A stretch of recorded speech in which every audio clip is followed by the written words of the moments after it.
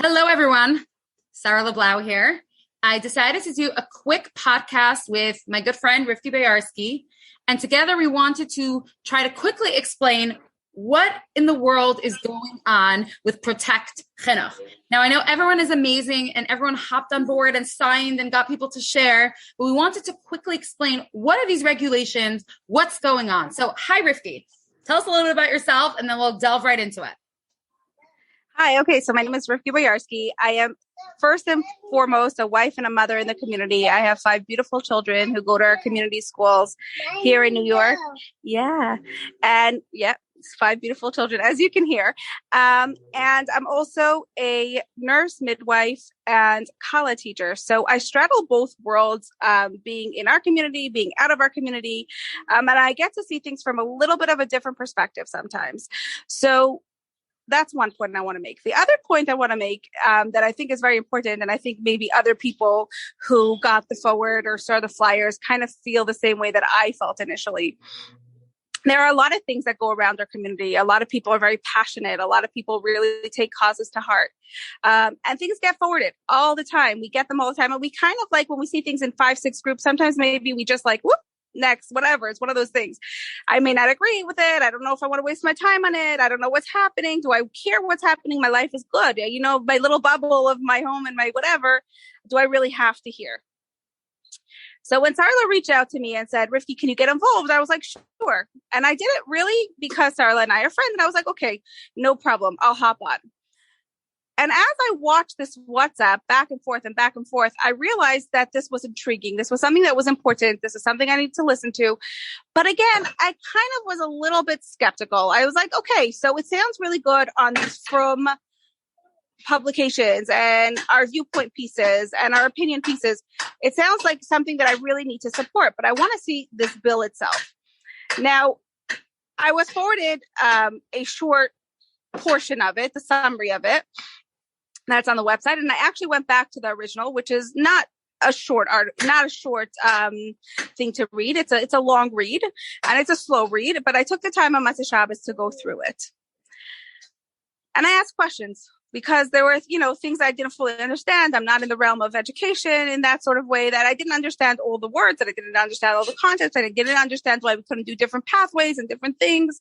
And I gained a very, very, nice understanding of what's happening. I also listened to a lawyer discuss about it, and I read a bunch of, I did everything that was out there. So in short, is it serious? Is this a real thing? So yes, not only is it a real thing, it's something that is mind-boggling that we were quiet about it since this actually started, which was not just now, right? So this is something that's an ongoing thing that we should have been up in arms about. And we definitely should have been up in arms from May 1st, right? From March 1st. March 1st. From March 1st. Why? Okay, so let me explain a little bit about what this is. What I read is the following. Public schools, which are the school that the local school authorities, right? They're the authority in the place that you live in. If you don't have the means to send your child to private school, they're the ones who are responsible for your child's education. They have the right to dictate in private schools that are not governed by another body who the teachers are in your schools, what your curriculum is, and if your child should be in private school or should be transferred out. And then they will give you a time frame, a reasonable to them time frame in which you have to transfer your child. So what makes your private school a private school anymore? Exactly. So which essentially says your private school is a subdivision of a public school. Now, the discussion of how we got here is a whole nother discussion, which we do have to keep having because we shouldn't have gotten here. It's crazy that we have gotten here. This has to be the beginning of a conversation. But right now where we are is that this bill is not an actual bill. It is open to public opinion. Now, what happens is that we're very, very lucky that we live in America and things don't just move forward without letting the people who it affects raise their voice and say, sorry, no, this really doesn't work for me. You're representing me and I'm not okay with that. So our job is we were given 90 days to say, you know what, do we submit this bill or do we not? What is the public going to say?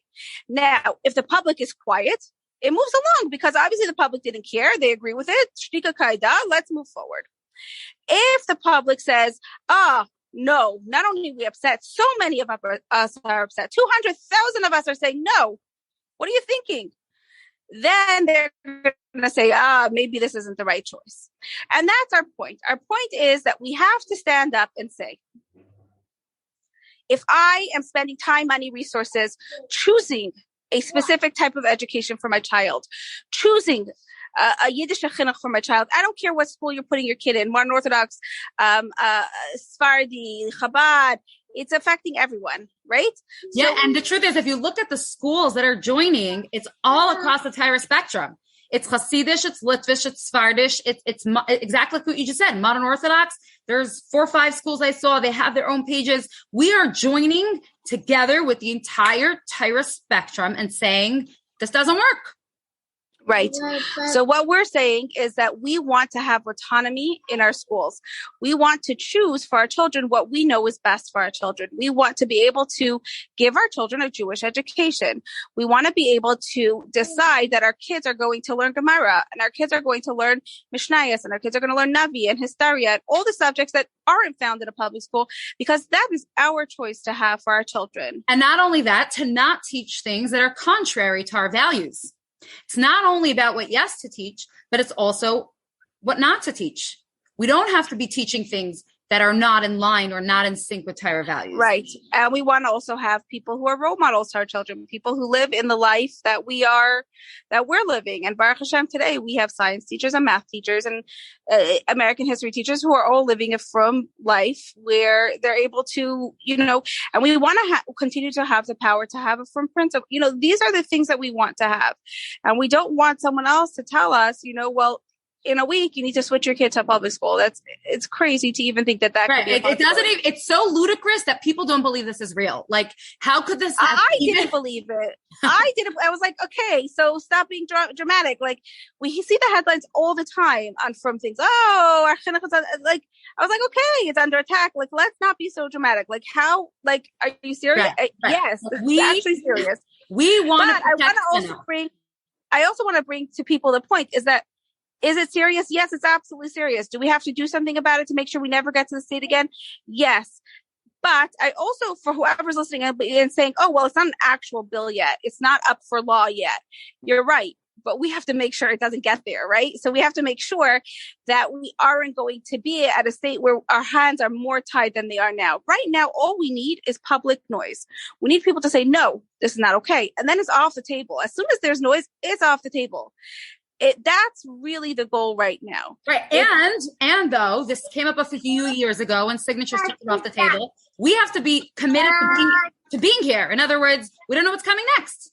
We are here and committed to our chinuch, to our values, and it's not a one-time thing. This is long-term. We want to look at our chinuch, evaluate our own chinuch, improve our own chinuch. Chinuch is our number one value. I mean, this has been mentioned numerous times, but I want to say it again. The Tzemach Tzedek was arrested 22 times because he said, do not mess. The government cannot interfere with the Yiddish pure chinuch of our children. It's just not an option. So this is kind of like in our DNA. This is what we do. We say, no, you cannot touch our private education. Right. Now, I want to bring another thing up. Okay. So if people are thinking, oh, but maybe oversight is a good thing. If you want to change anything in your school, you need to go to your school and have a voice and put yourself forward. This is not the way to do it. Okay. This is not going to give us anything better than what we have now. And I will tell you that I think that, at least from my experience, that when I've worked with schools, they work with you. Like, they want to see innovation and they want to see improvement and they want to please the parents. So it's, if you think that this is the way to change the chinuch, it isn't the way to change the chinuch, not for the better. So if you want to, if that's the reason that's holding you back from saying, okay, I'm signing, then I would very much encourage you to take the time, energy, and effort. Rivky, did you see how many schools are on the list? We, Baruch Hashem, have an option of schools. Choose your school. Choose your school. But that's what this is all about. Parent autonomy, knowing what's best for our children, and saying to the government, We do not want the state level to be interfering with our personal investment. Like you said, the money that we spend, the Mesiras Nefesh that we have literally to pay for private school tuition, we cannot watch private school become like a public school. By the way, also, I want to tell you something. I think it's a non-issue when you realize that that's really what it's about. So one of the interesting things that I did is when we were having this conversation while I was reading, I was like, okay, Master Shabbos is a great night on Instagram. Let me see what people say. And I kind of brought this up, and I think it's a non-issue. Like I asked, one of the things I asked, and there was a few things that I posted on there. One of the things I said is, do you think governments should have a decision on the curriculums in our schools? And everyone said no. It was like almost unanimous. I would say maybe 2 people said, maybe 3 people said yes. Like it was very like, no. And I think that if we look at this as it's a very simple issue. Should your private schools be under the jurisdiction of a public school? And if you think of it like that, you think to yourself, what? No way. Like, why? Why would I pay $20,000 to get what I could get for free? And do I want what's being offered for free? No, I don't. There's a reason I'm spending that money. So if there's a reason that you're spending the money, if there's a reason that you value this, if there's a reason that you want your kids to have a firm education of any sort, it's a non-issue. That's really what it is. It's a non-issue. Now, once you start reading the bills and you want to say, how did we get ourselves here to begin with?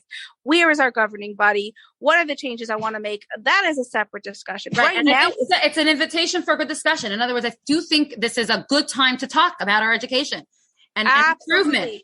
And we encourage that, and we should, and maybe we should be creating more curriculum offices and things like that. But for this issue, we're going to wrap up here. I just wanted to bring you Rivky, who read everything in case you didn't have the time. And she's here to say, yes, it's real. And yes, we need you to sign. Please go to protectchinuch.com and sign and protest that you do not want this state to interfere with private education. Thank you, everyone, for listening. Thank you, Rivky, for joining. Thank you. Hatzlacha Rabba.